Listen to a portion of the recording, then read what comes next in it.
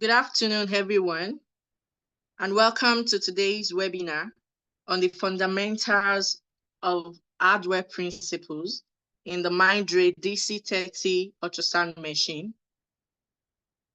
Today's webinar is hosted by the Nigerian Society for Biomedical and Clinical Engineering.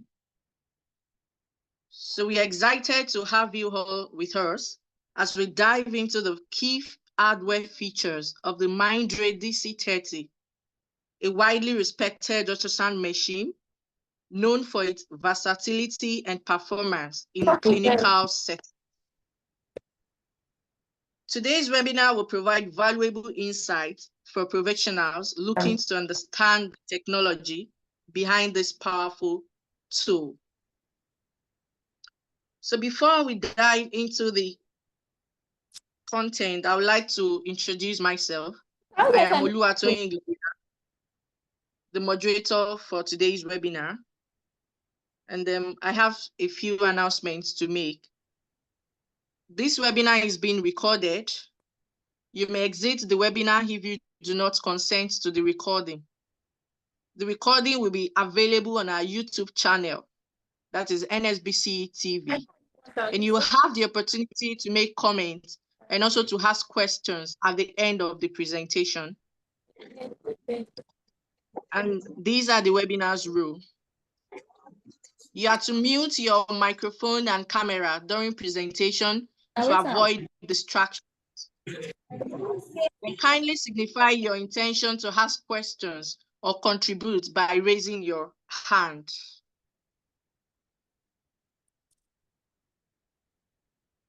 So permit me to introduce our esteemed speaker, Mr. Oloche Francis, who is a well-seasoned service engineer with Mindray. He has an extensive experience in ultrasound technology, particularly with Mindray products. And he will be guiding us through today's section. I'd like to thank our hardware company of the DC30 and how they contribute to the machine's overall functionality. So over to you, Mr. Francis, please. Thank you, Engineer Tony. Good afternoon, everyone. Already they have been introduced, and I can see maybe some of you must have met before. So we are going to talk about DC30 Mindray ultrasound. It's an entry-level color ultrasound machine. So we are going to talk about it basically on the hardware principles. So let me share my screen so that we can maybe have a little talk on it.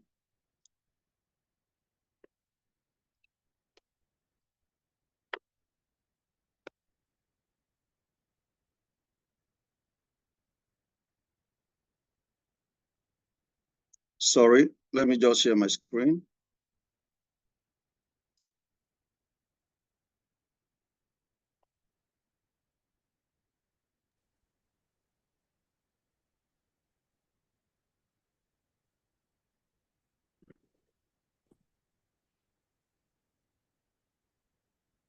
Can you view my screen? Yes, please. You can go ahead, sir. All right. Thank you very much. Fundamental of hardware principles of DC30 Mindray ultrasound machine. We may not really go through all because of time, but I will start from the basics of ultrasound and the hardware principles to give us an understanding of how this machine has been designed and how it works. Usually, if you have an understanding of one machines in this medical field, I think you should also have an understanding of others too, and the basic knowledge you have from school.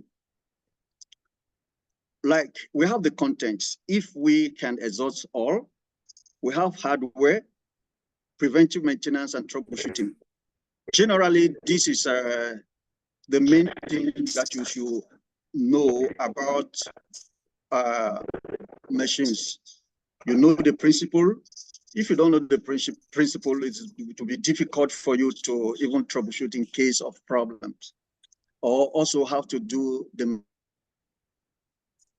So first of all, I would like to maybe briefly talk about ultrasound. What is ultrasound?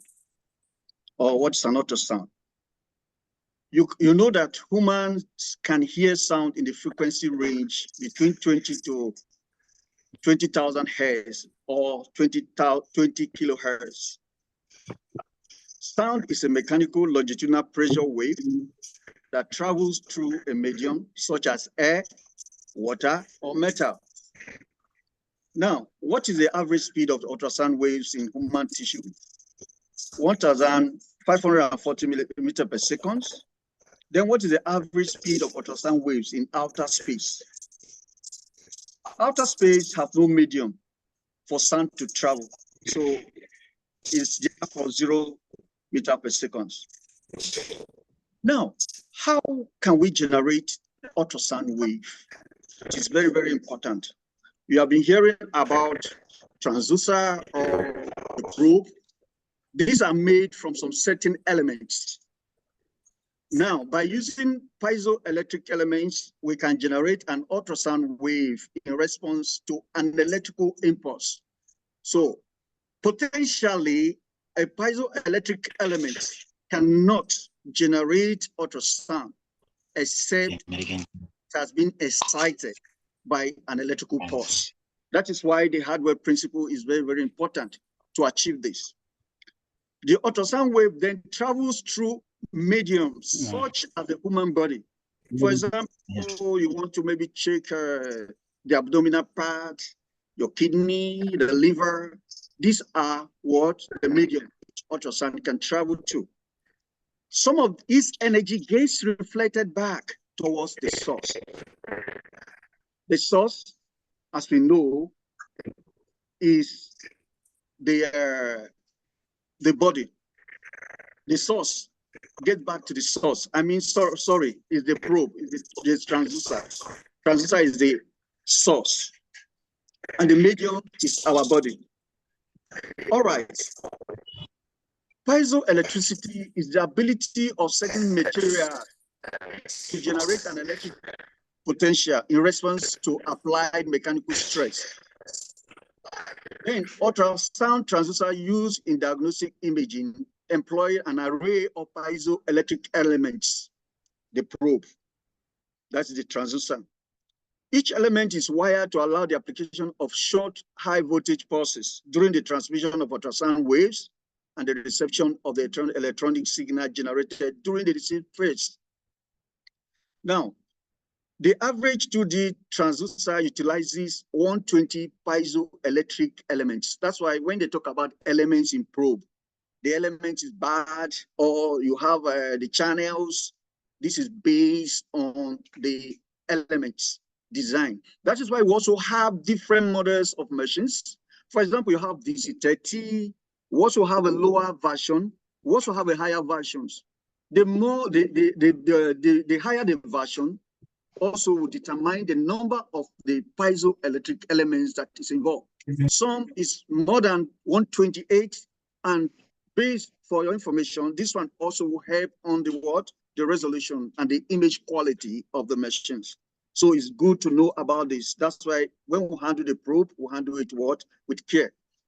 Then diagnostic ultrasound imaging range of frequencies between 1 to 20 megahertz. For your information, the higher the frequency of ultrasound wave, the less it can penetrate. So you see when the doctor sets some certain frequencies to get some images from the patient, is subject to maybe the position of the organ in the body. And the lower the frequency, the deeper it can penetrate. The higher the frequency, the higher the axial resolution, resulting in better image quality. So this thing have to be put into consideration during design.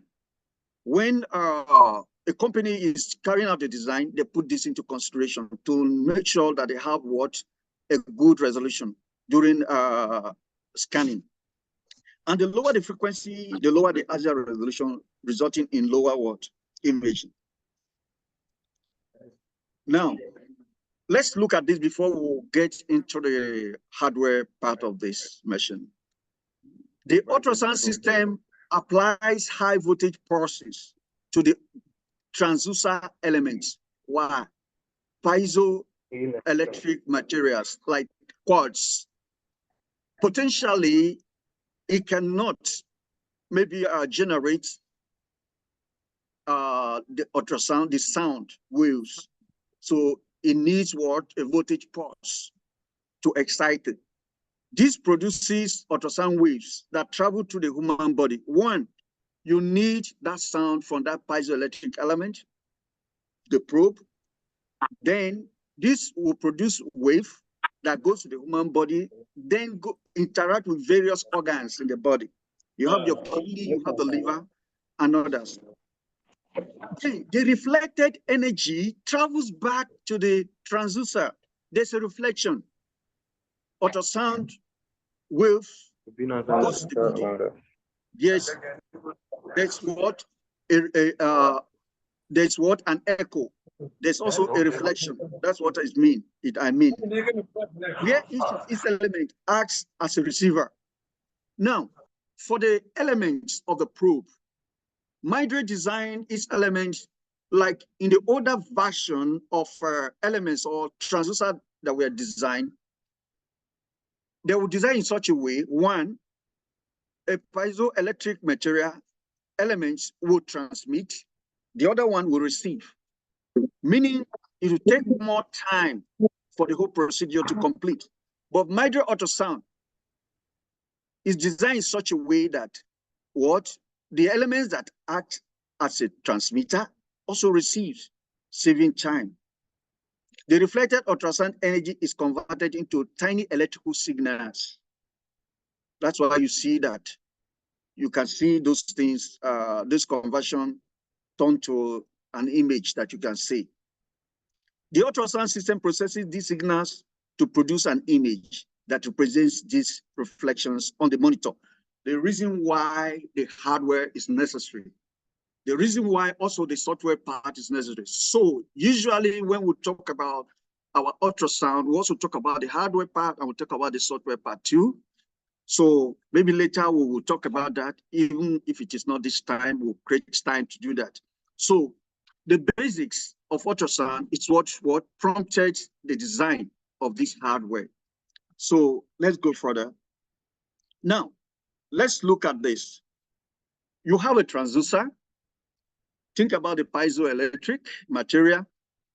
It transmits what? It receives a pulse for it to transmit ultrasound signal. Then also it receives, after receiving, it will be amplified. Then the beamformer receiving, the beamformer is the one that actually makes it the normal image that you can see. But at that stage, it reduces signal to noise ratio. You amplify, send to beamformer. The beamformer now reduces the signal to noise ratio, attenuation, and other interferences, so that the data produced should be what sent for processing. Then we see signal processing, digital scan converter, because if the information or the data is an analog, it has to be converted to a digital. Then for image processing, then you see it on the display, which you see on the screen. For example, maybe you can see a child's femur, a child's head, or the baby's features in the ultrasound is based on this principle. So,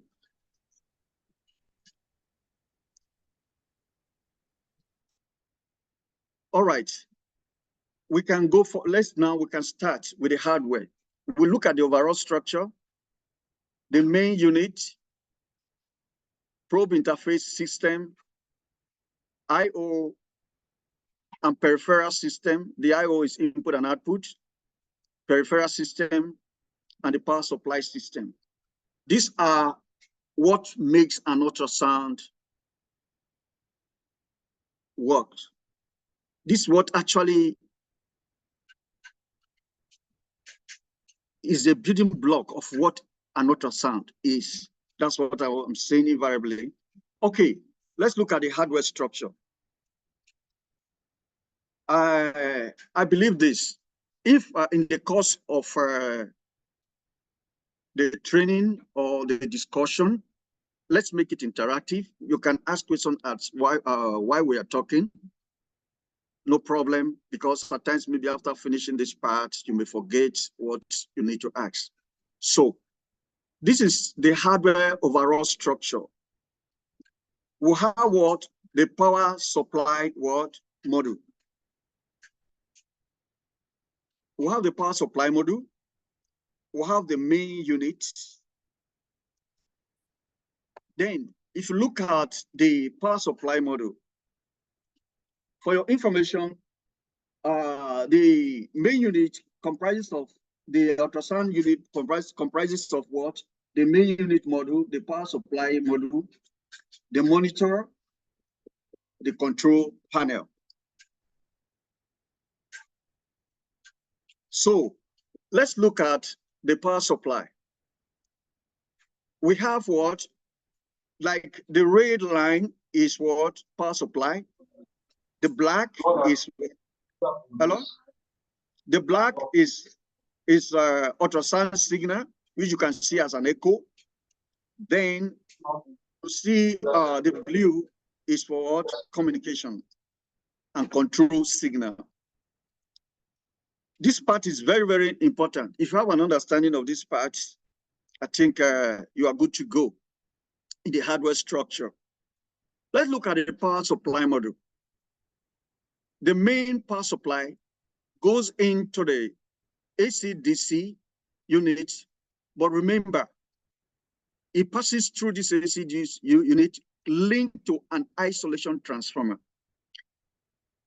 No conversion takes place here at this moment. Then the voltage from the isolation transformer goes to the AC/DC power board. The isolation transformer, the purpose is for the what? Protection of the whole system. The system is isolated from what? The main unit. In case there's a power issue, maybe it will have, the problem will just be residing here instead of affecting the whole machine. So the isolation transformer isolate the main system from the main power supply. That is the purpose of this isolation transformer. I think it's a new technology. Even before, you can see people design and you see directly they connect the transformer down to their main unit. Before you know it, there's a problem of transient or power surge. It will affect the machine directly. But here, the reverse is the case, except maybe the transient is very, very low watt, have a very high speed. But actually, that's the main reason. The new technology in most machines, this is what they use. Then from the isolation transformer, the power signal goes to the AC/DC power board. From the name AC/DC power board, convert AC signal to DC. Hello? Okay. From AC/DC signal. Ahead, sir. Okay. The AC/DC power board what converts AC signal, that's your 220 volts, let's see, a single phase and neutral, to power to DC signal. What is the essence? Because the machine needs the DC power supply for all other parts of the machines to work. So now we have an auxiliary output. Look at you can see maybe in your transformer behind you see an auxiliary output. The auxiliary output will not work until there's a communication from the DC/DC power board to say, okay, go ahead and provide power to the output where you connect your printer. So in the course of troubleshooting, maybe if your AC auxiliary output is not fine, it may be a problem for the DC/DC power board or also AC/DC power board. So here it goes from the AC to DC, from the main supply go to the isolation transformer down to the DC, AC/DC. Then DC/DC power board, we have our DC/DC power board. The DC/DC power board converts what? Your 12 volts signal to other volts. It means that you have maybe your DC power from your AC/DC, it goes to your DC-DC power board. Your DC-DC power board is doing a lot of things, does a lot of things in this machine. So later, if we have opportunity, we are also going to bring it out to talk about it. Then your DC-DC supply 12 volts to your machine fan. Remember, there's what a control signal that goes between what the DC-DC power board and the machine fan. That is, if the 12 volt is supplied to what? To the machine fan, there will also be a feedback signal that yes, I have received a 12 volt. It goes ahead. Or 12 volt has been supplied, please turn on. There will be a response to the DC-DC power board. Then under this power supply module, we have also the battery module. The battery module is what for backup, which supplies what power to what your DC-DC power board in case there's what power disruption. For example, if your AC output is not okay, the power battery module will supply the power. That's why we have what this communication, this control signal, feedback signal. The DC-DC power board will not tell the battery module, please, we lost AC power supply, please provide power. Then you provide the power to your DC-DC power board. The DC-DC power board now provide the adequate power. Now, from the DC-DC power, the DC...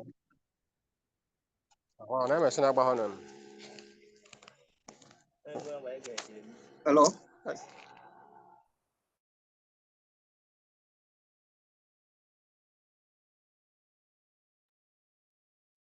Sorry, I was muted. So the DC-DC power board provides what power to the main unit what module, which we call, look at here, from the main unit module, you have what? Your main board. Your main board also have your control signal, which provide feedback that, okay, I have received power. Then, or I have sent power, have you received power? Okay, power have been, because the building block of all the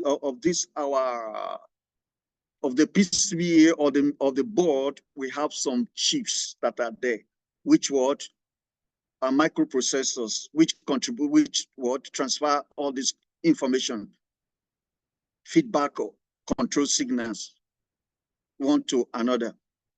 Now, you have your main board. From the main board, you can see that we have 3 voltage signals. We have the 12 volts, we have the 5 volts, we have the 3.3 volts. These 3 voltage signal displays behind the machine. Later we are going to see it to tell you that these voltages are available. If anyone is missing, we will now try to see where the problem is coming from. Now, this is your main board. Your main board will have your 4D drive board. The 4D drive board, for your information, is an optional feature which ought to be requested from the factory. We don't advise maybe on-site upgrade, but we do on-site upgrade for this 4D. Then we have our CPU module. Then that is within the main board, we have this. Then also from the main board is connected to what? To the probe. The probe is a probe assembly, probe board assembly, connected to the what? To the probe. This is the link. You can see later. You will see that we'll have what? Probe connected assembly. This one does not do any signal chain. There's no. It's just what? A link between the probe board and what? The main board, because the probe board need to communicate with the main board through the probe board. But this probe connecting board is just a link between them. So between the probe connected assembly and probe board, you don't have any power signal going through. Rather, what you have is communication signal and also echo signal. The echo signal is an ultrasound signal that goes through this, through what? The probe. Then from your main board is connected to the I/O interface. The I/O interface, that is where you have your USB port, you have your, sorry, I need to remove this.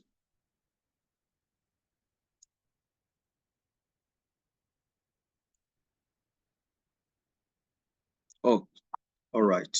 Sorry. So that I can see very well. All right. Look at your main board. From the main board, we have 3 voltage levels. They are DC voltages, 3.3 volts plus 5 volts plus 12 volts. Goes to your interface board. Then the interface board provides what? Your 5 volts to your DVD RW. Then also it provides 5 volts to your hard disk drive. The audio signal is connected from there. Then you can see our monitor, which is a display, have a DVI connections from the interface board. Then also the 12 volts also from what? From the I/O interface board. So the interface board is the one from the main board. It supplies these 3 voltage levels, and these voltage levels are distributed via through I/O interface board. You can see our main unit fan have what?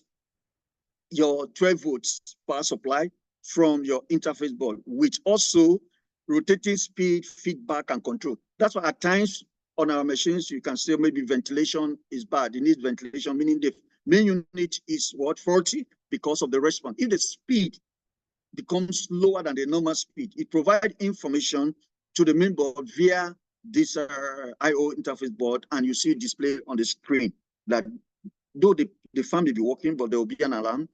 Ventilator, change ventilator. That's the alarm that usually comes on the screen. So if you have this kind of a thing, we'll try to check, usually maybe replace the main unit fan because of this. All right, the control panel also receives 12 volts and 5 volts power from the I/O interface board. So, and also we have our ECG board, which also is an optional features. So it's received its own signal also from, actually the signals that all come from your main board via your I/O interface board. Then later we are going to have a look of our I/O interface board. Please, I would like to pause here a little to attend to some questions if we have, or if there's a question from you, please.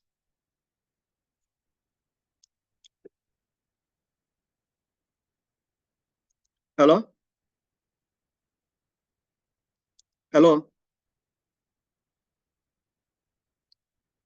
Hello? Hello?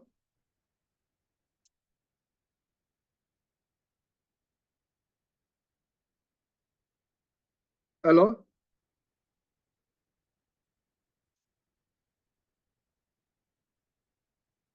Hello?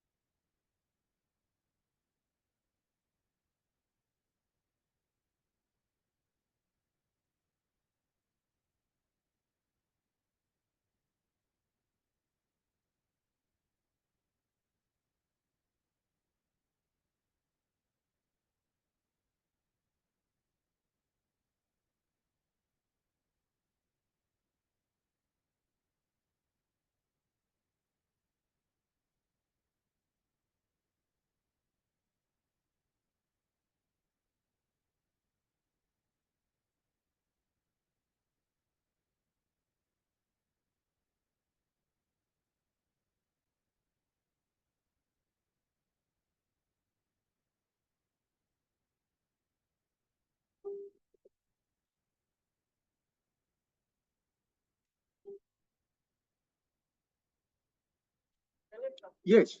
Are you hearing me? Yes. No wonder. I was asking. Sorry.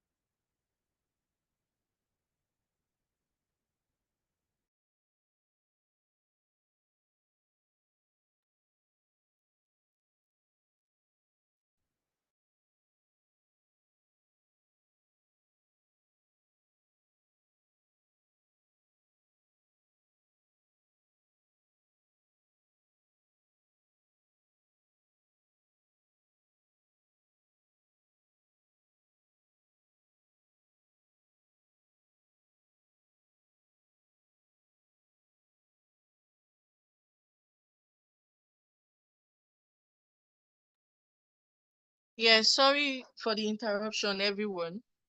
It's like our presenter is trying to join back.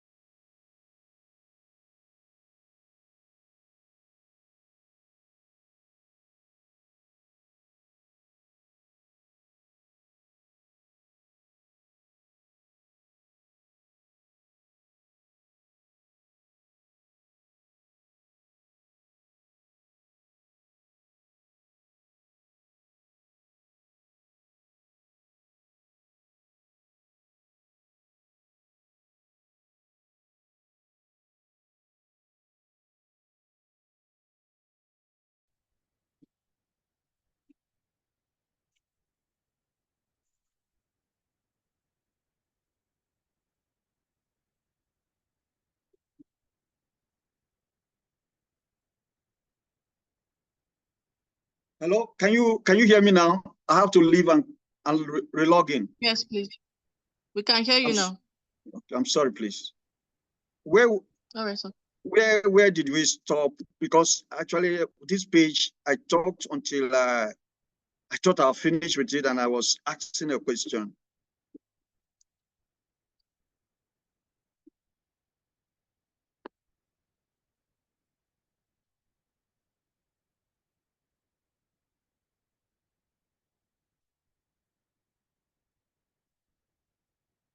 Sorry, there's a question that I cannot view it here.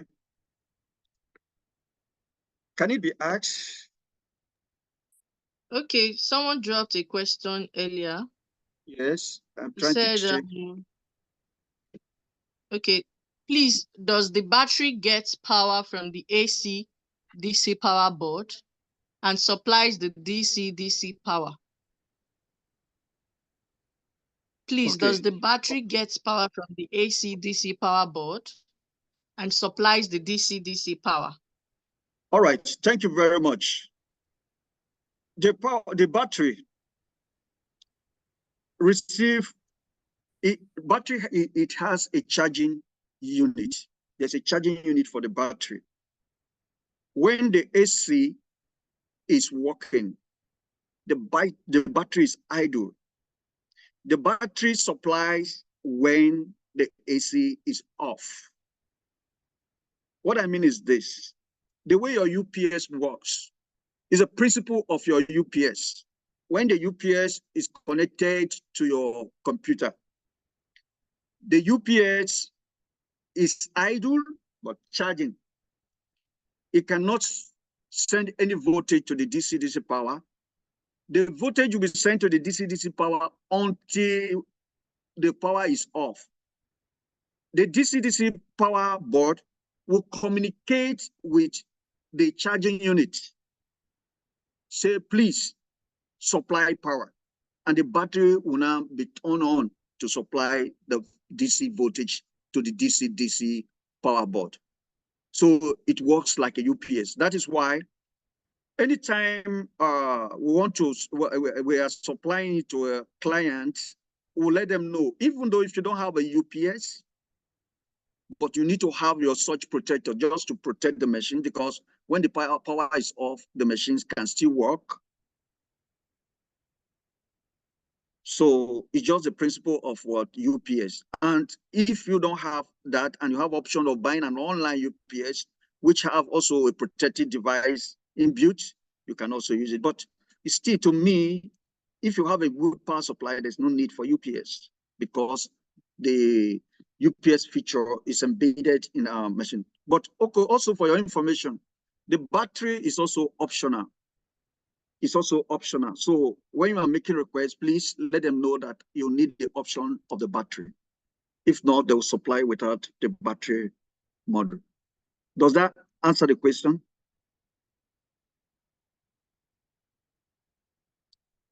Hello? Yes, please. Thank you, sir. You can go ahead, sir. The person agreed. The question is okay.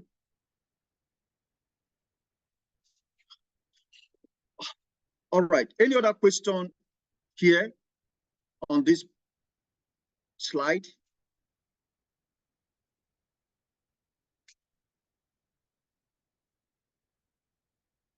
Sorry, I'm not getting response. I'm not getting response. I've unmute all participants. I've mute all participants rather. Okay. So that you'll be the spokesperson. Yes, you'll be the one communicating with me. If you need me to unmute them, I can, so that they can answer your questions. Can we go ahead to another slide, or actually, because there was a time? Yes, we can go ahead. The person who asked the question said you've answered, so we can go ahead, sir. All right. Now, this is in case you have access to the machine. This is the main board. This is the main board.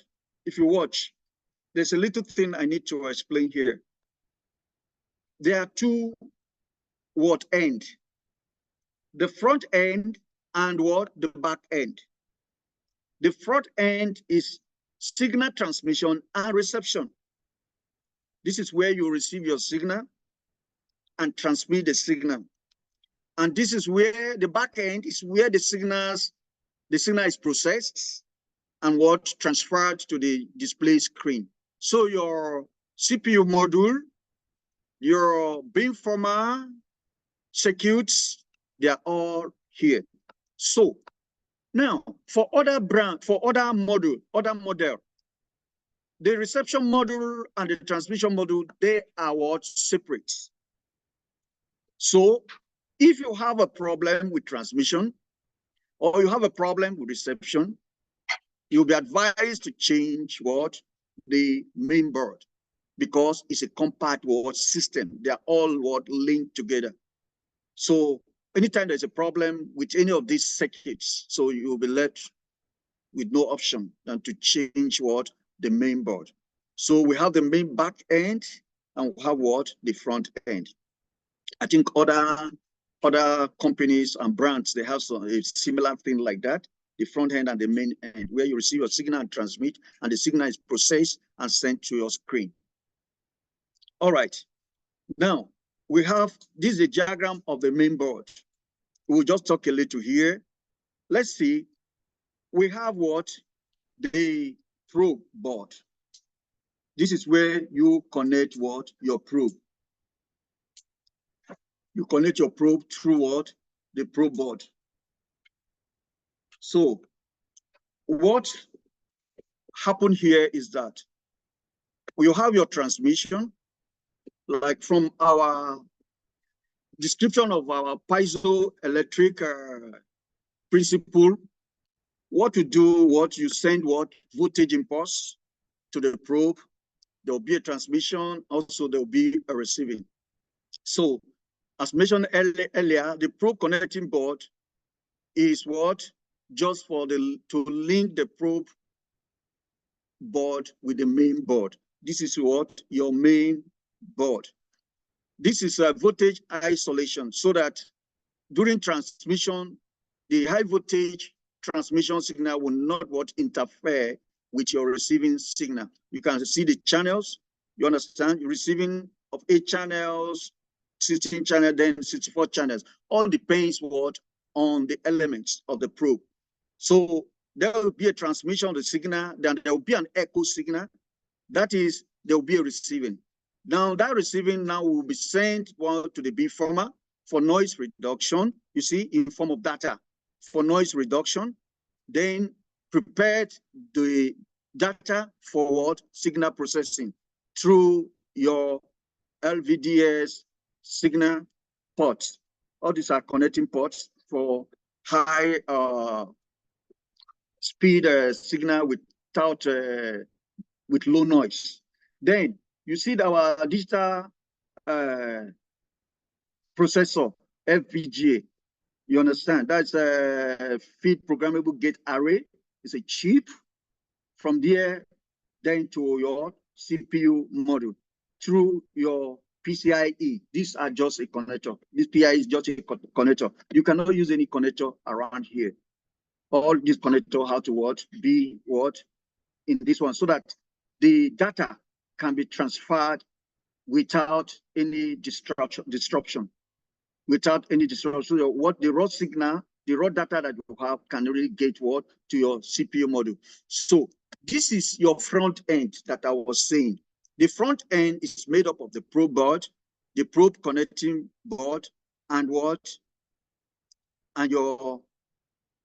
this is the part of the main board. So your beamformer also is part of it. So you can see, look at your CPU module, it's not even included in here. So what is the function of your main board? It generates transmitting waveforms. Because from our knowledge of piezoelectric, it needs a voltage, it needs an impulse to excite it so that it can generate an ultrasound signal. It drives the transmitting waveform into high voltage transmitting pulse.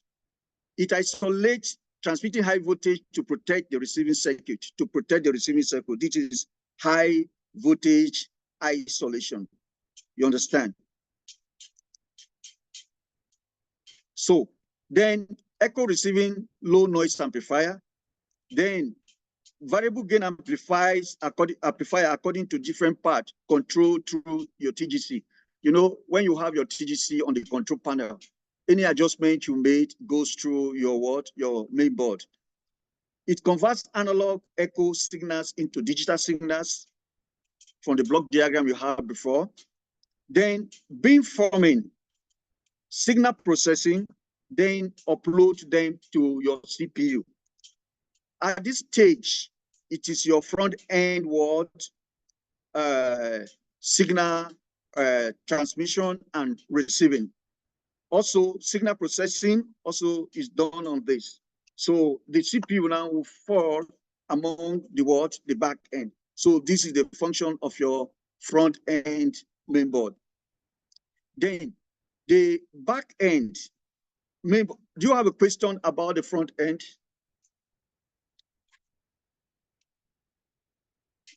Do you have a question about the front end? No, sir. Okay, thank you. Please, if anyone has any question, kindly drop in the chat box. Okay, let me check. Yes, sir. As you proceed. Okay. Yes, sir. If there's any question, I will bring it to your attention. Okay. Sir. All right. Now, the back end diagram of main board. I want you to watch carefully. You see that this diagram, you see what are involved here. You understand? Signal transmission, receiving, and at the same time processing. FPGA is here. So watch this second one. Now, this is our back end diagram of main board. Here, we have the CPU module. At this PCI FI connector, this is where the data, through this, the echo, the ultrasound data is uploaded to your CPU here. Then from the CPU, you can see your hard disk. Your hard disk also, because if you watch your hard disk, you can store your image, you can store your software, they are all stored in this place. So it communicates also with CPU, transfer ultrasound signals data to and fro. Then you have your USB by the side. This by the side is just by the side of the control panel. Then look at it now. Now, when we said back end, I said after you finish the signal processing, the data will be transferred to the CPU. Then from the CPU, if you can watch, this is what? Communication and control. You can see the blue is a video signal. Blue is video signal. Then the red is power what? Signal.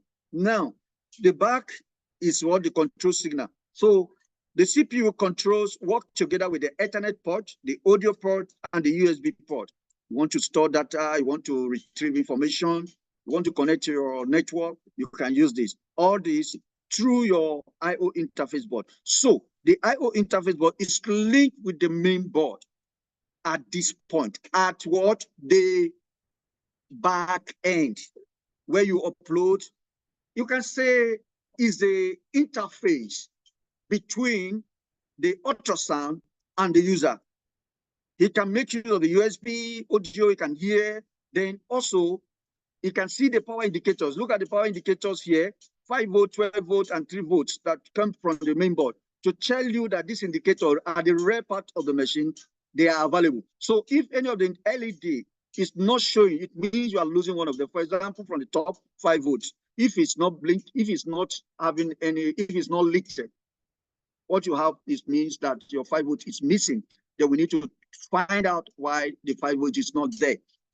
Then we can see our audio signal.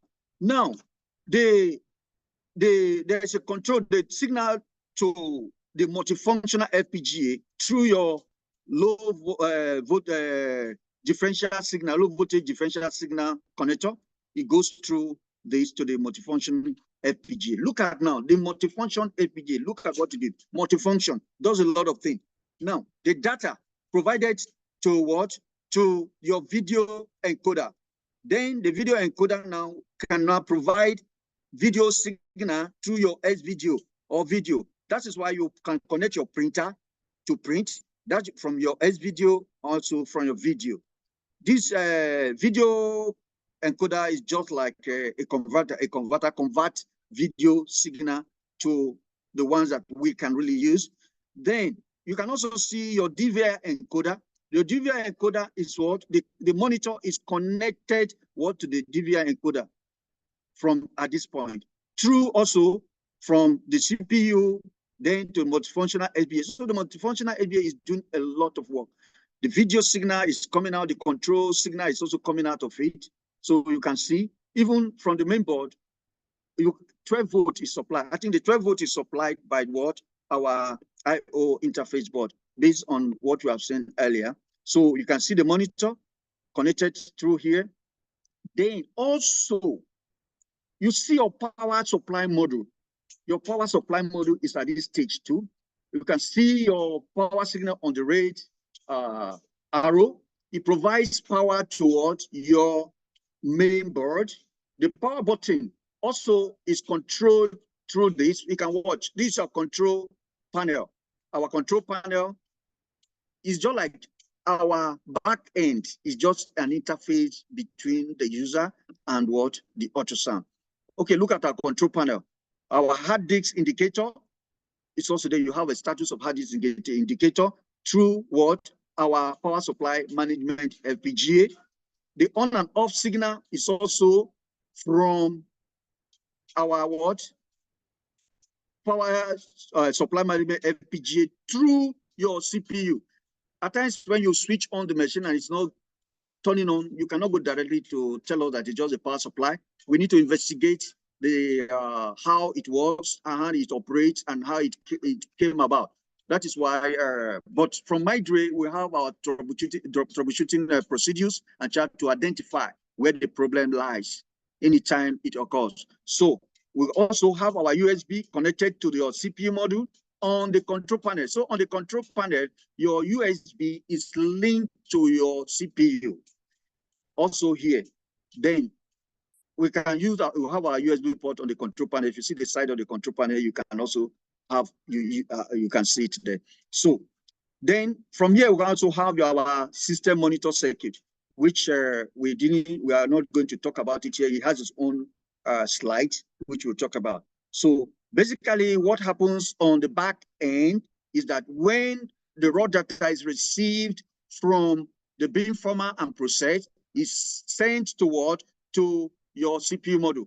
You can see that from the CPU module now, you can now appreciate what the image will be. You'll see it on the screen. You can also, on the HDMI, you can connect your external monitor to also view the video signal. So CPU is very, very important in what? Our video signal output. So this is about the back end of our main board. Though we are rushing, we don't know, later we can maybe talk in detail about it anytime we see have an opportunity. So let's go further. Now, the function of the back end: provide display interface, as mentioned before, user operation interface, and all kinds of peripheral interface. It monitors the running status of the system, provide indicators of the system status via LED, the 3.3 volt, 12 volts, and 5 volts. So this is if you open the machine, the system unit, you can see your CPU module. This is how it is. The whole of this is what? This is what our probe connecting board. This is our CPU module. All what on the main board. You can see. Also, we have a 4D module, which is optional. Also can be connected to the main board. Now, this is the red part of the machine. If you can watch, the hard disk is here. From the red part, you can see the hard disk here. This is your system unit where you have your main board, and this is your hard disk. Look at your hard disk connected here at this point. This is your hard disk, 1 terabyte. Then probe connecting board, as mentioned earlier, this is the position. This position, what I mentioned before, it connects the main board and the probe board assembly. Only realize signal transfer without any signal processing. So it does not have anything to do with processing your signal. So if you have anything about signal processing, you don't think about this probe connecting board. All right, it looks like this. Let's look at our probe board assembly, where you can connect your probe. For information, our DC30 have 3 probe ports, and you can connect any of the probe to any of the ports, be it 4D probe or any of the probe. Unlike before that you have a specific probe ports that you need to connect it. All right, probe board function. The function of the probe board. 1, it obtains the probe presenting signal and probe ID. Each probe have their own ID. For example, the convex probe, the phase array probe, or the linear probe, all of them have their ID. That is, anytime you select any of the probe on the control panel, it is from the ID that is going to, the probe board will now, through switching processes, which we may not talk here, will now select the probe, and that probe will be indicated on the screen. You press maybe linear probe, you select it, the machine now will now accept it and take it and communicate with the system that provide this information about this probe. And every information about your linear probe will be displayed on the screen. If you turn around, switching it, it also turn to another probe. It switch between physical channels and probe elements by high voltage switch. You can switch, you can select one of it, another, maybe select this probe, another one. Switch the active probe by the relay. There are relay functions inside which you can use to switch them. All right, now our I/O interface board. This is our I/O interface board. You can see this is the system unit. This is the main unit fan. So look at, this is where all the voltages, most of the voltages, look at our HDMI, our Ethernet port, all of them, they come out through this point. All right, diagram of I/O interface board. Let's just look at this briefly. Now, from the CPU module, let's look at it. CPU module, I want to take you back a little. Look at our CPU module. CPU module, we are not talking about any other part here. Now, the link between your CPU module and your I/O interface board. We are looking at this part now. We are looking at this part. All right, CPU module provides VGA, USB ports, Ethernet ports. Ethernet is for your network, or we can also use it for our software updates. Then multifunction module also is connected. From the multifunction module, you have the DVI, your S video, your video. So if any of these are not working, our mind can go here. If any of these are not working, we can go here too. Then system monitor circuit, which will now have what? Status indicator. So the indicator of what we are seeing behind the system, the 3 voltage levels, is for what? Our system monitor what? Circuit. So you can see fan control signal also. They are all connected. Now, the type of connector is what? Back to board to board connection. Sorry, BTB. Board to board, that type of a long type of connection that you press in and you connect it. So it's not just a single wire. So that is, but for this, for the control panel is what? A cable connection. So here, at this point, is a point that you can see physically behind the machine. You can see your DVR power port, monitor power port. Sorry, this part is this part you are seeing. Is this part. This is the part you are seeing. So there you have the control port adapter. We have your port connecting main board, speaker, then your HDMI network port. So all those interfaces are what? Here. This is what we are talking about. So this is your I/O interface board. So if you open it, you are going to see your fan power, I/O rear board, HDMI, monitor power, then even your hard disk drive what? Connection. We'll use a SATA type connector. So signal from DC-DC board also is here. And this is your power from DC-DC board. This is from power from DC-DC power board. But this one, I think, gets down to the main board. All right. This is our I/O rear board. From here, they are connected and what? Shown at the back here. So all these are linked to this part.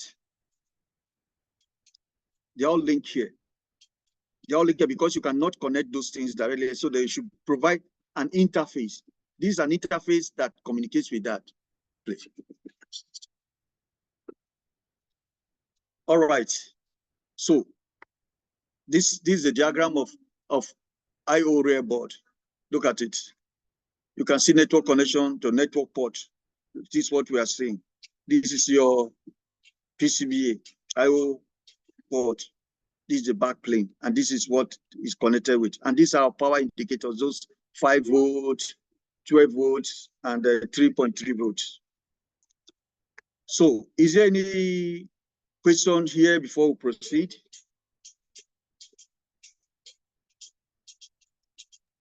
No question yet, sir. You can continue. All right. Yes, sir. Now, this is our control panel. This is our control panel. I will want to maybe this one just for us to have a look. This is how it is. I would like to maybe go further to maybe to pick our power module. Pick our power module.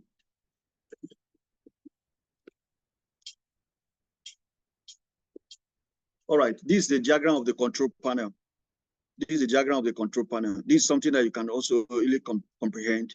You can see that your I/O interface board supply.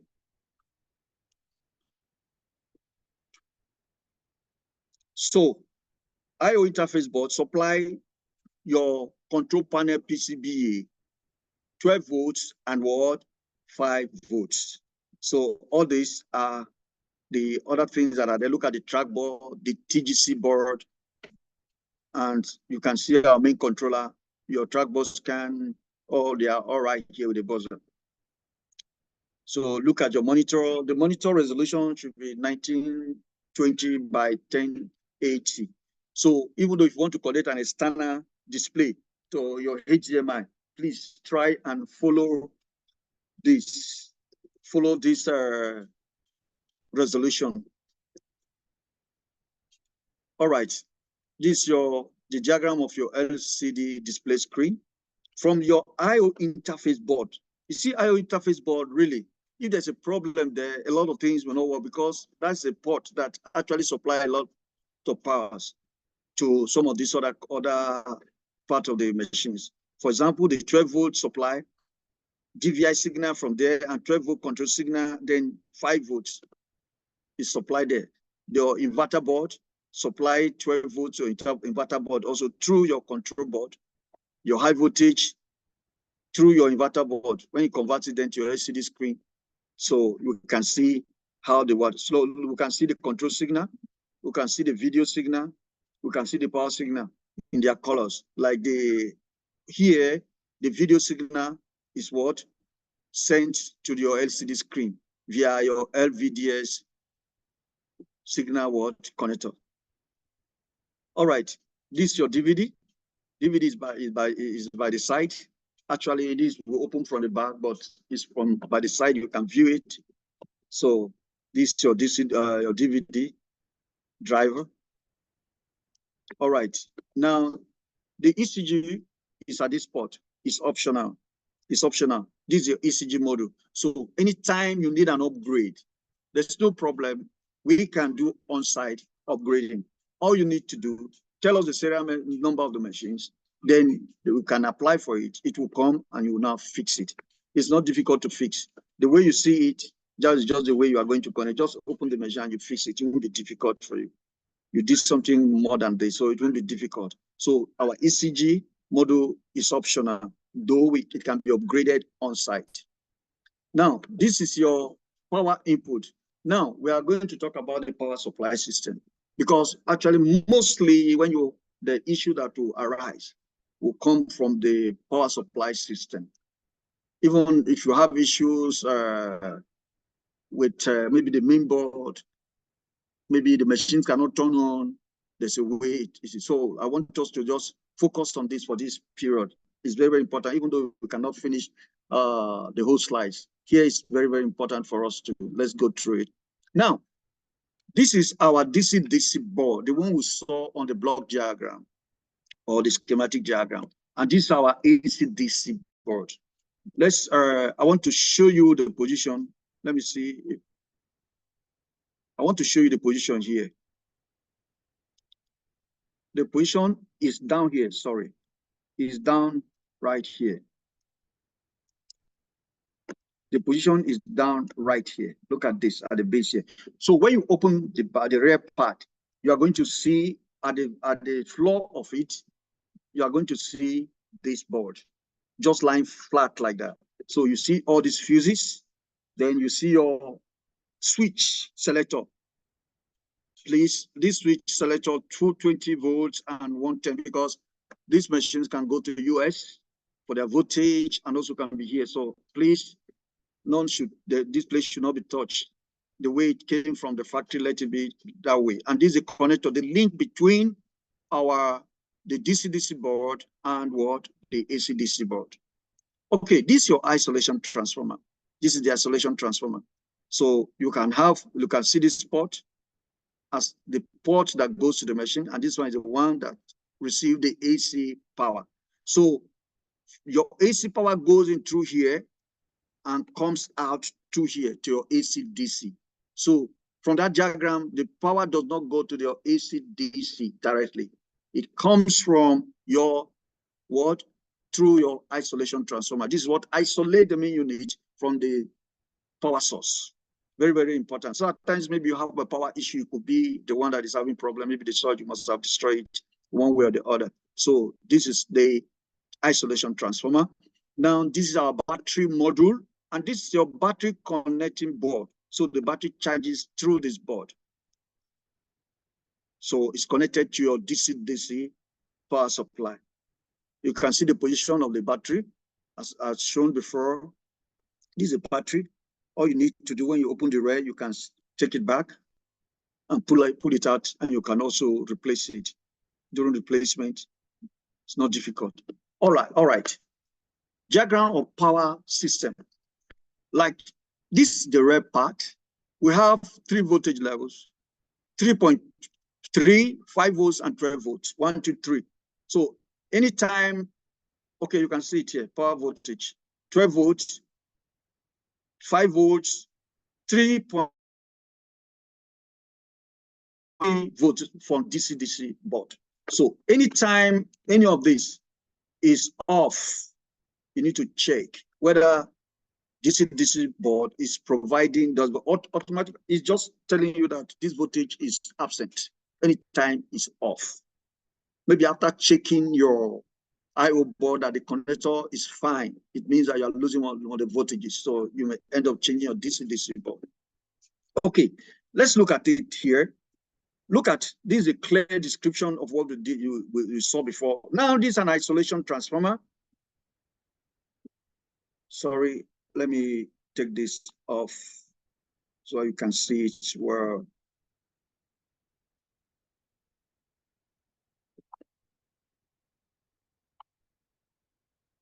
Okay, I'll take it here first. All right. Look, this is a power supply system. This is our power supply model. Mains power input, auxiliary power output. Sorry, the auxiliary power, for information, this is the auxiliary power that I was talking about. You can connect your printer here. Remember, don't connect anything with a higher power, higher load amps on this. Printer is okay. So this is your auxiliary power supply port. So this is your auxiliary output. Then auxiliary output control module. That is, if the main supply is fine, you understand? Then it will be, the power will be sent out. You communicate with your AC/DC that please provide 220 output to this. You understand? After maybe when isolation transformer must have what? Send power into it. So main power comes in through here to isolation transformer. You can see the direction of the arrow. Then to your AC/DC power board. Then your AC/DC power board. Look at now. The communication is between your auxiliary control module and DC/DC board. It is DC/DC board that will communicate with the auxiliary control. You should provide the power when AC/DC has provided power to it. So this is our voltage. It goes through what? To our DC/DC board. All right. We can bring it down so I can watch. You can see here clearly. So you can see our battery module. This is our battery module, battery connecting board. The voltage is 14.8 volts, 6,600 milliampere hour. Then look at the battery connected to your DC/DC power board. Then your DC/DC power have a lot of work to do. It has a power management FPGA. It has what? Programmable high voltage. This is actually the voltage for the transmission that maybe you send to your distance, your transistor. So this is your ARM. It's also a chip, AD and DA conversion. So this voltage is controlled by this. Now, so anytime you don't have maybe enough voltage for your transmission, definitely, so you will be having issues with your DC/DC. Now, your DC/DC power board provides power to the main board. Can you see? Also, the control of your pH control signal is from your FPGA. Your multifunctional FPGA arm control is also from your DC/DC board. So your DC/DC board have a lot to play. The on and off power is from the power management board with the CPU module. This is control signal. It is not real power. It's a control signal. How does it work? It communicates with your power management board when power should be supplied at a certain time. Now, fan status signal is from your DC/DC power board directly, the system monitor. It monitors the temperature. If the temperature of the machine is high, it will let you know that the machine inside, especially when the fan is no longer working, it controls the fan status. You can see the control panel also communicates with the power management FPGA through the power button. When you press your power button, it will communicate with your power management FPGA that power has been turned on.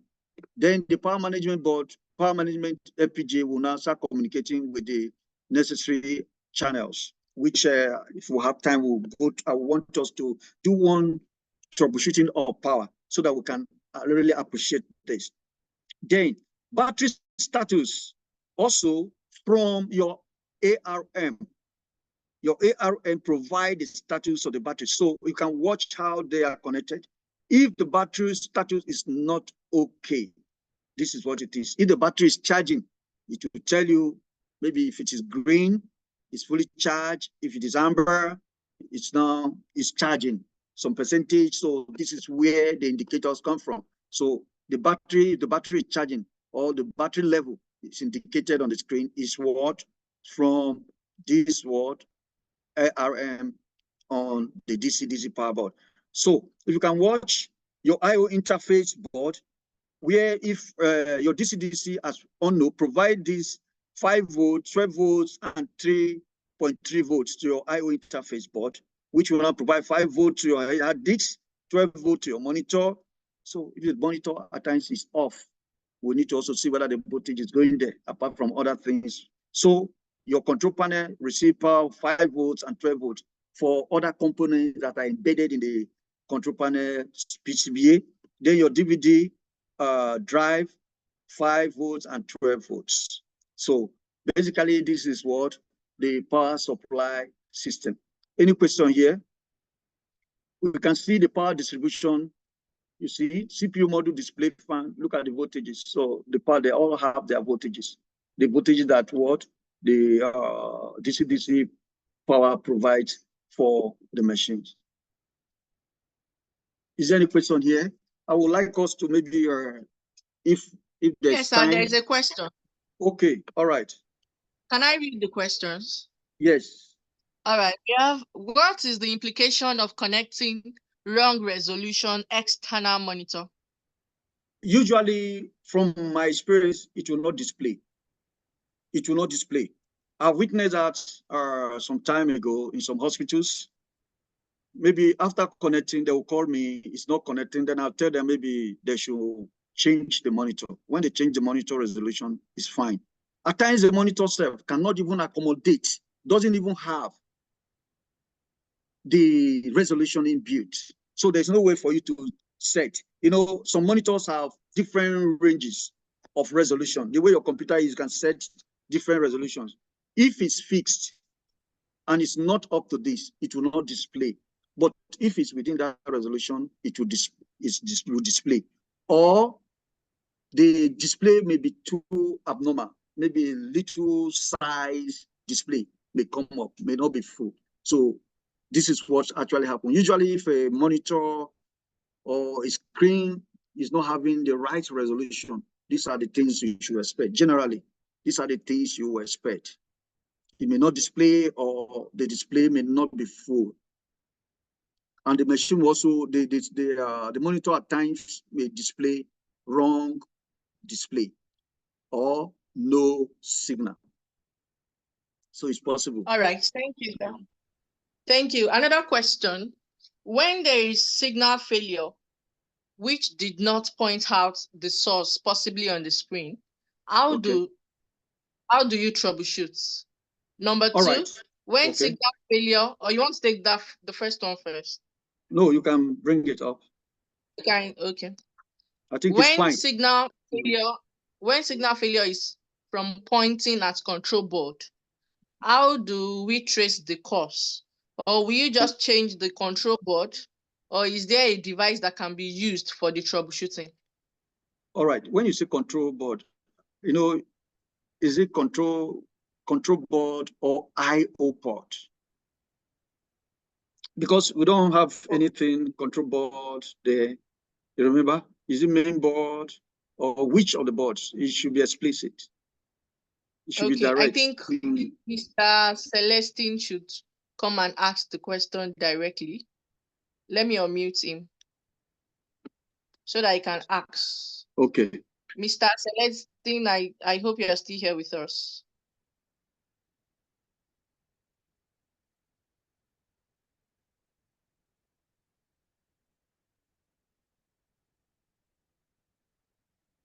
Okay.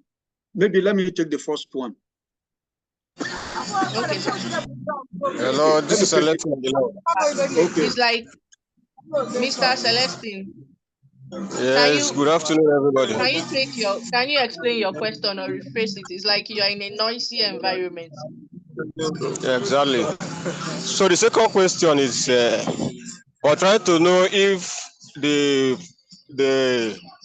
signal failure, if it's coming from the control board, meaning maybe if there is display that the fault is from control board, and there's no other thing that is displaying, showing that you have to troubleshoot. I don't know if you are getting me. Sorry, I'm in a place that I'm not in a very noisy environment. You are saying control board. What is it? Because I've not mentioned control board here. I saw that from block diagram. I saw where you put control board, but that is not even where I'm asking. I'm asking based on experience we have had. Okay. If there is a signal indicating on the screen that the particular problem is from control board. Okay. So my question let's do troubleshooting of black screen, because we also have a troubleshooting. Let's troubleshoot black screen here. Now, for the troubleshooting of our display, usually I think where it's coming from, it's talking about the main board. All right. Now, first of all, the situation is what? Black screen. Now, okay, let me see. Okay, you have this, you have this type of a screen. Now, first of all, check your display indicator. We will know whether power is available. We'll know whether signal is available before we can go further to check. These are common things that happen. Thank you for this question. Now, let's see. And at the same time, you may face a situation where it is displayed no signal. So now we can attend to this. Display indicator is green, but nothing displays on the screen. So you need to answer what is this condition? Display indication blinks orange and nothing displays on the screen. Display indicator is off and nothing displays on the screen. Display indicator is orange. Display shows no signal. All right. Normally, if it is booting successfully, keyboard backlight stays in white, except the B mode key color changing from white to orange. The B mode, this B mode, if it boots normally. If your system boots normally, it changes from white to B mode. When you have this at this condition, the system is booting normally. Then we have to talk about how the signal issue. For Mindray, display indicator, when it is green, both power and signal are okay. The signal is coming well from the main or your main board, then the power is fine. When orange blinks, it means that there's a malfunction in the inverter of the monitor, meaning you have to change the monitor. Because actually we don't repair parts on site. The policy is that if there's a problem, you have to replace the parts, even if it's a capacitor that have a problem. Even though if I tell you to do it, it's an informal thing. We can, by the side, talk that, not official. So you can do that. But for Mindray policy, we have to replace it. Then when the LED indicator is off, it means there's no power. If it is orange, no signal, but the power is okay. So you need to judge all this. Judge all this. Now, the useful tools is for external monitor and video printer. Let's go further. Let's see. Let's watch this. This is let's analyze this. From CPU, You understand? Your signal, image signal comes from your CPU through LVDS, from your multifunctional FPGA.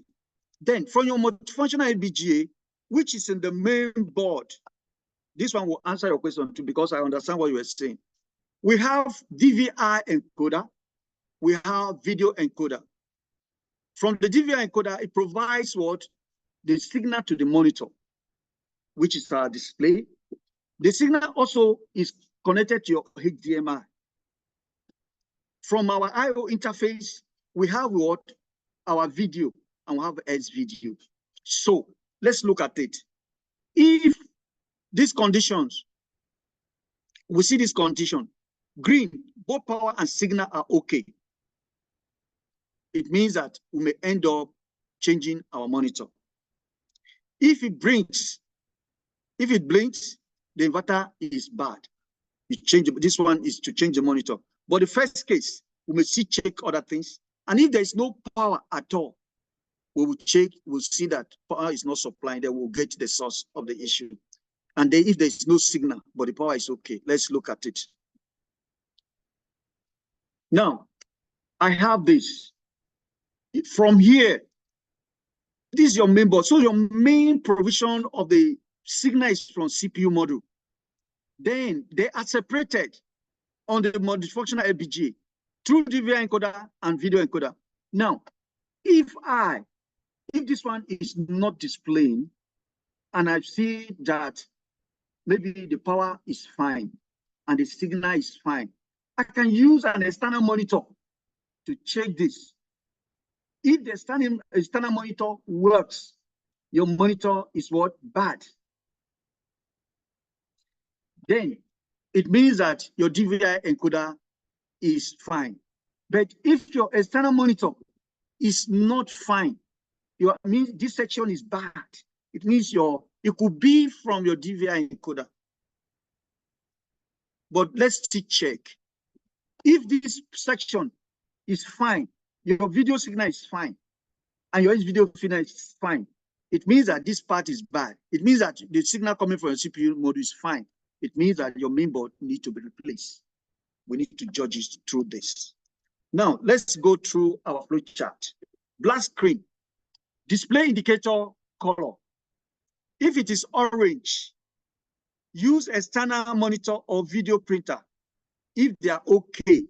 If it's yes, your main board is bad. The low possibility is monitor. If what your external monitor or video printer is fine, is not fine, which is no here, your CPU module is bad. The low possibility is main board, based on what I was saying, that maybe if a section is bad and a section is fine, it means that it could be our problem here. But if both sections are bad, it's better we go for CPU module. But still, if both are bad, main board could be bad also. So that is the analysis we are talking here. Low possibility main board. Then if it blinks orange or green, replace monitor. So check the indicator on the screen. Then if it is off, display power cable loose, reconnect. If it's not loose, replace monitor assembly, low possibility power cables of the monitor. This is just the basic way to check when you have your black screen. Does that answer your question? Or you want more clarification?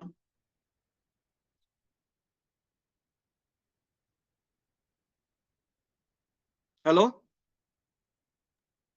I think the question has been answered. Okay, thank you very much. Thank you. All right. So that is that part of our troubleshooting. Now, we've done with our power supply. Let me see. This preventive maintenance, maybe I will skip it. Let's go to troubleshooting. I want at least, let me do one troubleshooting on power.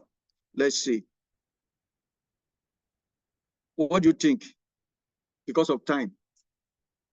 because already 1 minute to the time, and let's get this now. Now, let's see troubleshooting of power startup failure. These are common things that happen, as I want us to also look at it. If you look at your control panel, if power is on, is like this. Your hard disk status is like this. Standby status is this. And if the AC is fine, it's this. And the battery status is okay like this. All right. Power on status indicator. The indicator is not on when the system is turned off. Press the key, the indicator blinks green a few times. After power on, the indicator is green. Battery status. Charging, when it is orange, is charging. When it is full, is green. In discharging status and capacity is more than 20%, the indicator is green. In discharging status and capacity less than 20%, it blinks orange. And when it's less than 5%, the indicator quickly blinks orange. And when the battery is in non-charging or discharging status or no battery, the indicator is off. At times, you may not have battery. Now, for your information, if you want to check whether it has battery or not, because you will not open the machine to check, send the serial number to me. I will let you know whether it's configured or not, which is faster. I will always be available to attend to you. Then AC indicator shows that AC is available. Then hard disk indicator flashes green when the hard disk is reading or green. So indicator is off automatically in other situations. All right, backlight of control panel. Let's see, related power supply indicator on breadboard. We have seen this before. Look at the power status. 12 volts means 12 volts is available. 5 volts means it's available. 3.3 means 3 volts is available. This is your, let's look at power startup failure. Now, we have to look at these conditions. AC status indicator is off. That AC indicator is off. AC power work normal. Battery cannot power on. Battery status indicator is off. AC status indicator is on. After pressing power button, the power indicator has no response. The LED power indicators on IORA board are all off. AC status indicator is on. After pressing power indicator button, it keeps on flashing. The 3 LED power indicators on IORA board are all off. These are based on the things that are happening, on scenarios that have happened before. So we have to produce this chart. Let's look at this. AC indicator is off. AC power work normal. Battery cannot power on. Battery status indicator is off. This is your AC input. AC input, your AC-DC power supply, your isolation transformer, power module, DC-DC power board, and battery. So you can judge it here if AC indicator is off. We are going to see more on one of the slides I'll give to you, because here there are a lot of things that may happen. All right, we want to use this process for power on sequence for C and D. AC status indicator is on. After pressing power button, power on indicator has no response. The LED power indicators on IORA board are all off. Then the other one, when you press the power button, it keeps flashing. Let us see the power on sequence. All right, now this is your power button. This is your DC-DC circuit. And this is your power management FPGA. I'll take this thing off from here so that you can see it. All right, so this is your DC-DC board. Now, this is what power button on the control panel. This is your AC-DC power board. Let's see the process of power, how the power works. Example.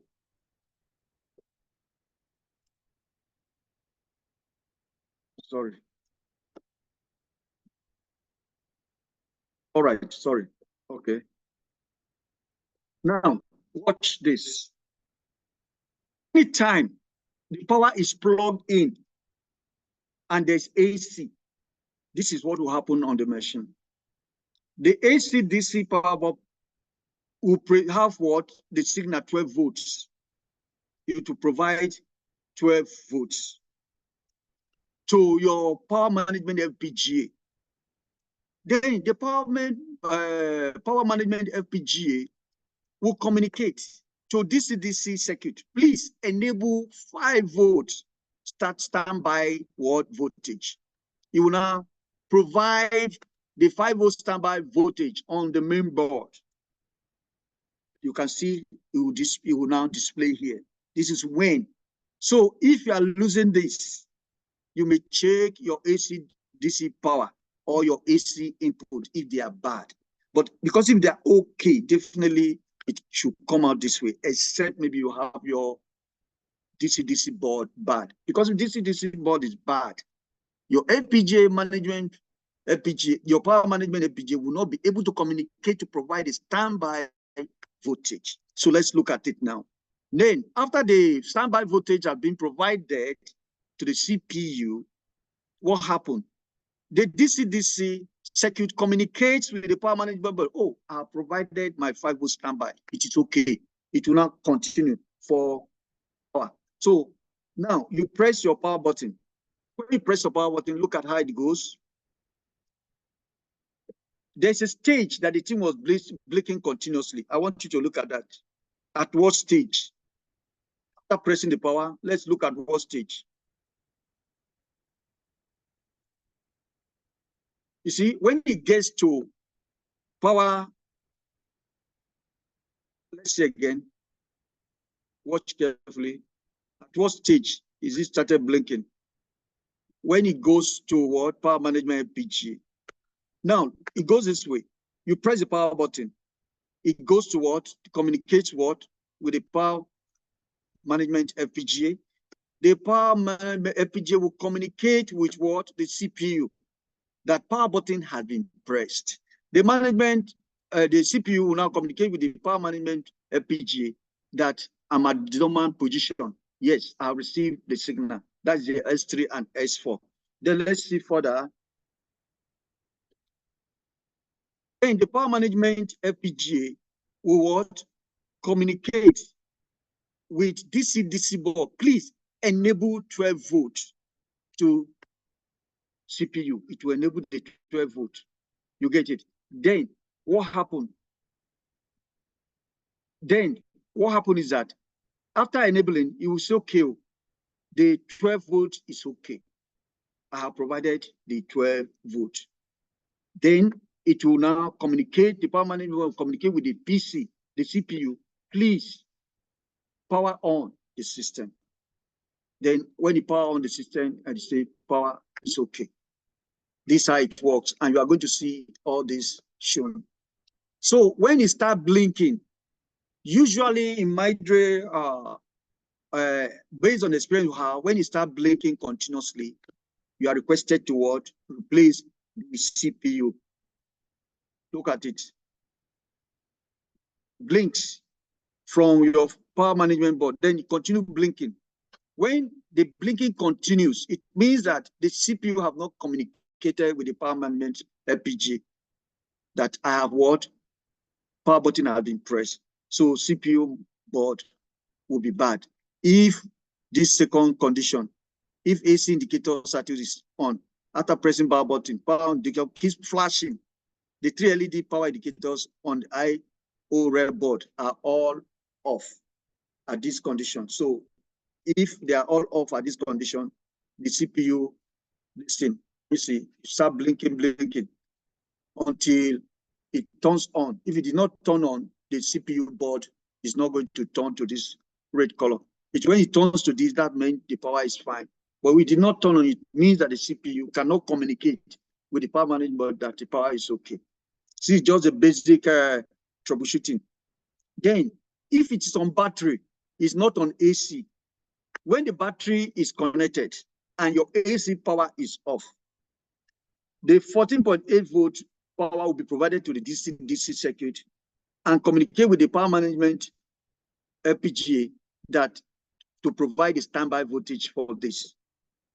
So then when power button is pressed, look at it. It follows the same way.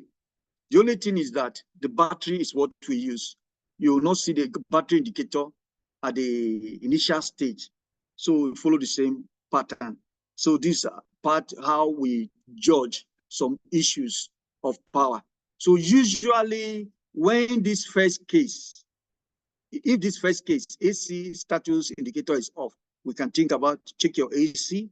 If it's fine, check your AC/DC. If your AC/DC is fine, it may likely be this problem. AC power work normal, battery cannot power on. Battery status indicator is off. It could be that the battery has run down or the battery is what? 40. Or the DC/DC board is not capable of charging the battery. So we can move around this area to really check them one by one to know where the issue lies. So from here, let's do this chart and to see if we can maybe, and I will hear from you. This is a flow chart of what we just discussed. The machine cannot be powered on. One, let's look at the flow chart. Work with AC or battery is working with battery. Is it working with AC? Yes. Battery model may be a problem. Low possibility power model, we can see George. Is it working with AC? No. Is AC indicator on? If it is on, now let's see. Power button keep flashing. If it keeps flashing, we should look at CPU model, low possibility power model. Then, if you press power button, there's no response at all. It is power model, because no response at all is power model. Low possibility main board. Then, if AC indicator is not on and AC power is okay, we said power model is a problem. And if AC power is not okay, we should fix or replace the AC power. That is our power supply. So these are basic troubleshooting on our power supply issues. Hello? Hello? Hello? Hello? We are with you, sir. You can go ahead, sir. Okay. Is there a question? No, no question for now. Okay. On the All chat right. box, there's no question. Okay. All right. Maybe can we still do another thing? We still have a software troubleshooting, software failure. Maybe if you can do that. Yes, you can proceed. We have a few minutes to go. Oh, thank you very much. You can proceed. All right. Now, troubleshooting system boot off failure. This one does not involve power.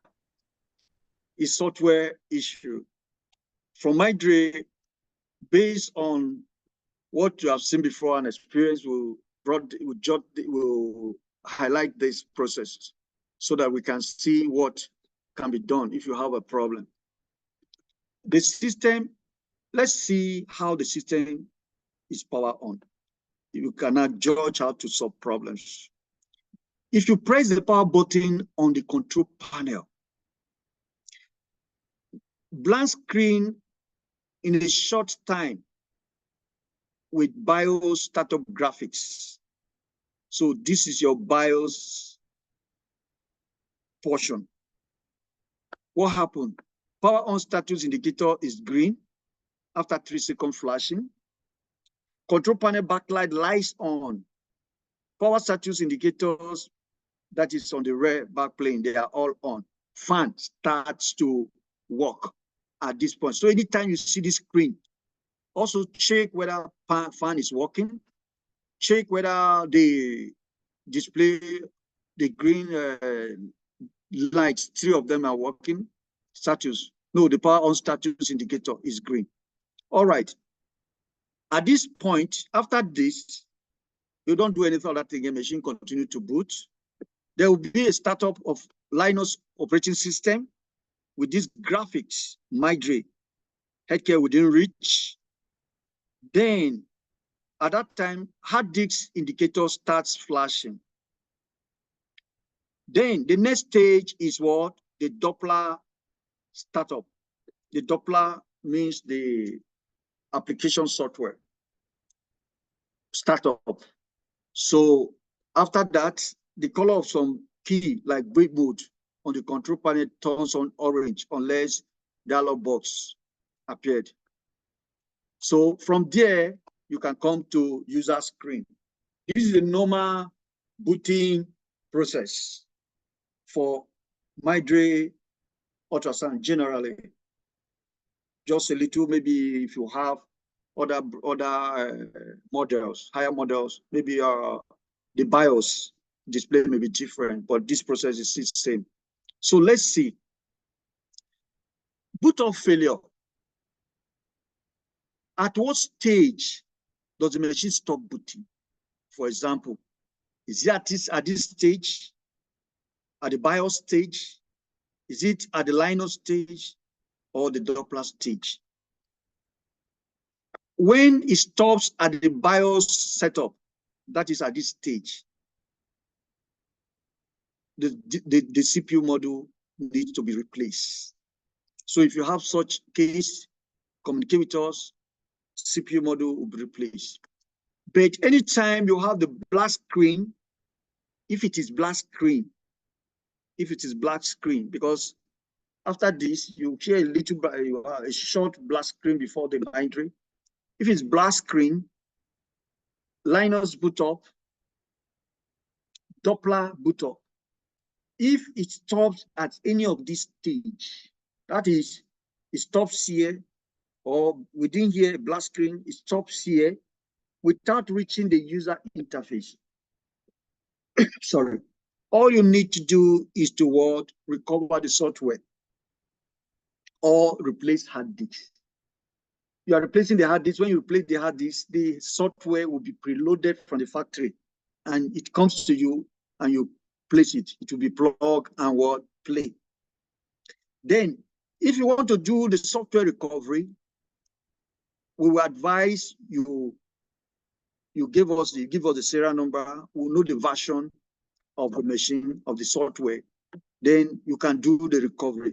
The recovery will be both Linux and Doppler. And the recovery guide will also be handed to you to guide you, because there's a recovery guide. Because something you don't know, you cannot just attempt to do it. It's not difficult. We have a recovery guide. Also, there are stages whereby there's also, there's also a case whereby you can also do your recovery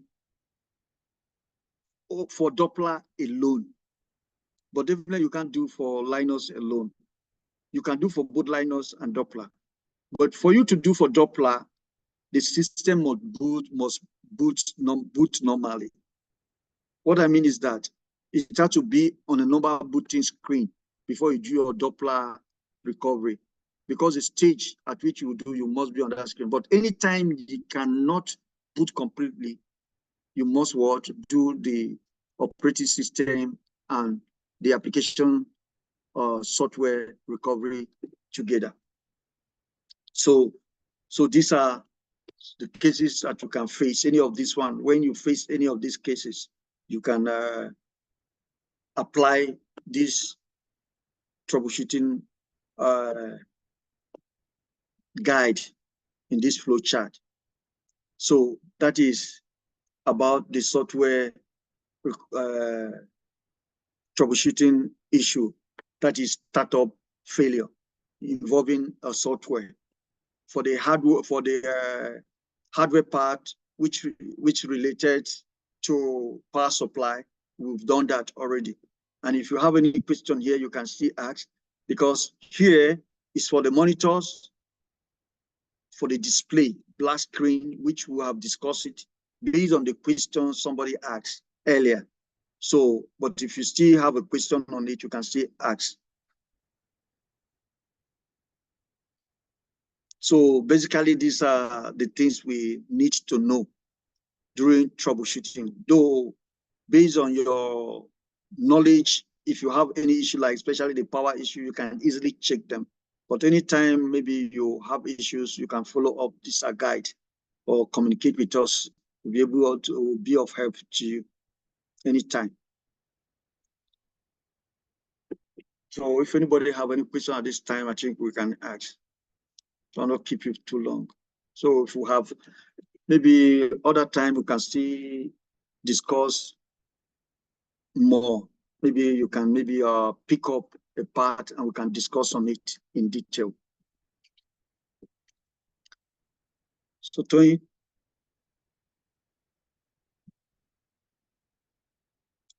Hello? Hello, sir. Yes. So yeah, thank you so much, our distinguished speaker, Engineer Francis, for that insightful presentation. So we'll now move on to the question and answer section. So during the presentation, we received several questions from our attendees, and they've been attended to. So if you still have other questions, kindly signify your intention by raising your hand or dropping the question in the chat box. Thank you.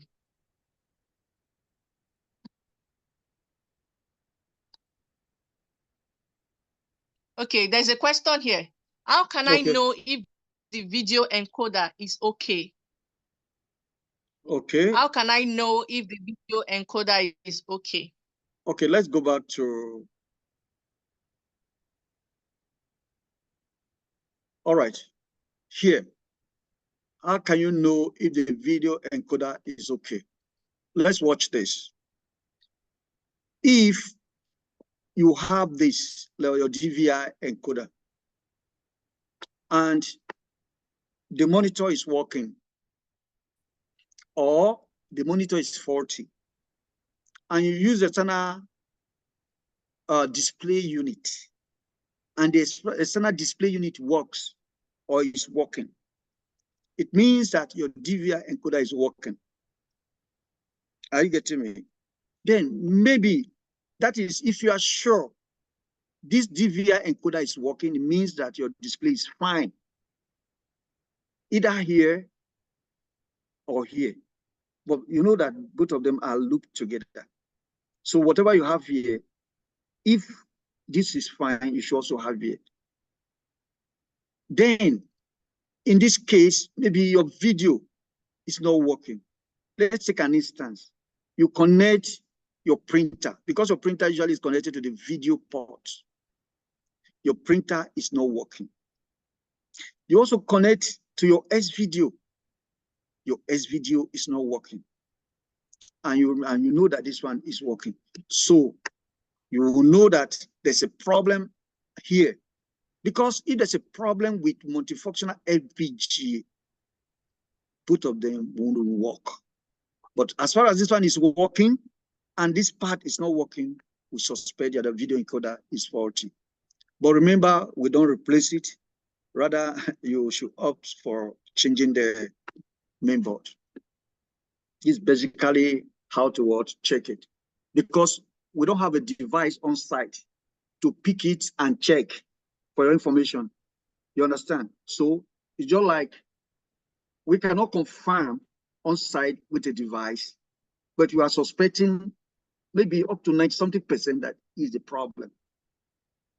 So in that case, you need to place your main board. Okay, thank you so much, sir. Another question. Is the sketch clear and explicit? Yes, it's clear. It's clear. Thank you, sir. There's another question here. Is Linus OS the only operating system Mindray Ultrasound operates on, or is there other OS? No. For DC30, we use Linus and other models. So different models have their OS. For example, DC80, DC8, DC70, they use OS. Windows 8 for your DC8, that is Windows XP. So for DC80, we use Windows 10. DC70, we use Windows 10. So not only Linux, it's based on the model. For example, we have our DC30. Our DC30 uses what? Linux OS. Not only Linux for all our models. different models with different operating systems. So we work with both Linux and Windows OS.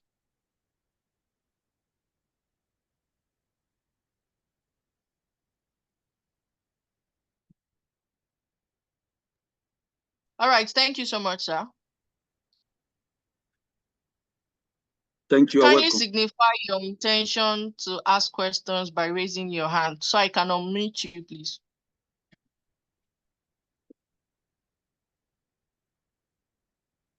Alternatively, you can drop your questions in the chat box. Thank you, everyone.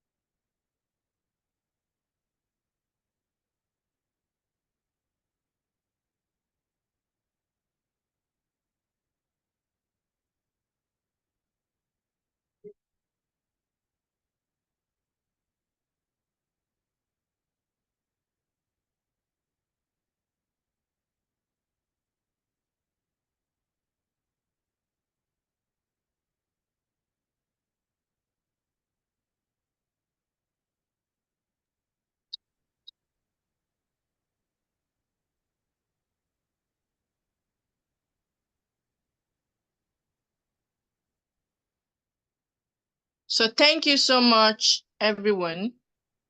That brings us, okay, from Aloze Chinaza.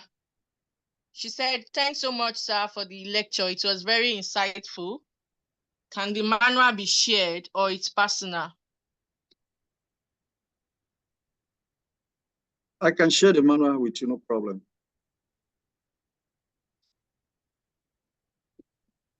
I can share the manual. Yeah, I can share the manual. Maybe I can share it through Toyin, and then you can get it from her. And also, if you have my contact, we can communicate with me. I can also share with you. No issue. All right. Thank you so much, sir. Thank you. You're welcome. Yeah, so that brings us to the end of our webinar today. On behalf of the Nigerian Society for Biomedical and Clinical Engineering, I would like to thank our speaker, Engineer Francis Oloche, for your valuable insight, and all our participants for attending and engaging with us. So if you'd like more information about the Mindray DC30 or about our future webinars, please don't hesitate to reach out to us. You can reach out to us through our website, www.nsbc.org.ng, www.nsbc.org.ng. So thank you again for joining us, and we hope to see you at our next webinar. Thank you all. Thank you very much.